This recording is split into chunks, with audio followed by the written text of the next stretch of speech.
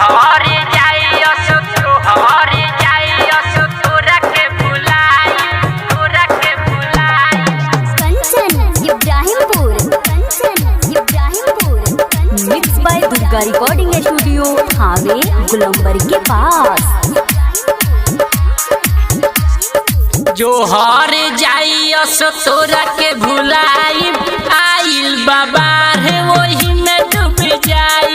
जो हर जाइयो सो तोरा के भुलाई आइल बाबा रे वही में डूब जाई। तरफ तरफ के जियाला से नीमन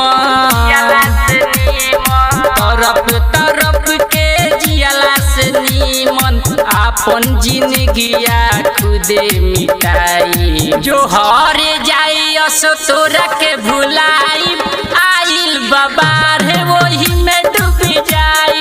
जो हर जाइयो सो तोरा के भुलाई आइल बाबा रे वही में डूब जाई।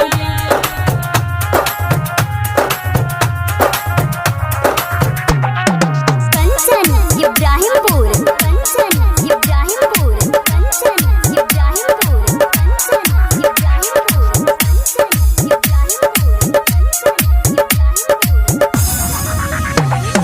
जानत रहनी न प्यारे वाला खेला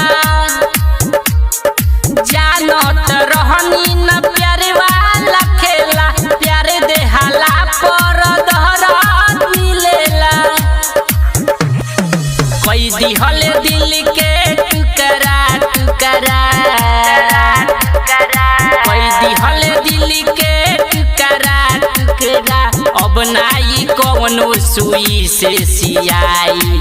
जो हर जाइयो सो तोरा के भुलाई आइल बाबा रे वही में डूब जाई। जो हर जाइयो सो तोरा के भुलाई आइल बाबा रे वही में डूब जाई। जो हर जाइयो सो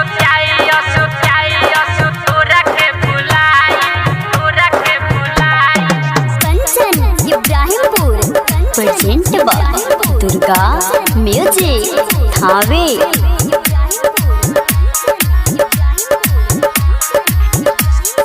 प्रदीप दीवाना के दे दिहल धोखा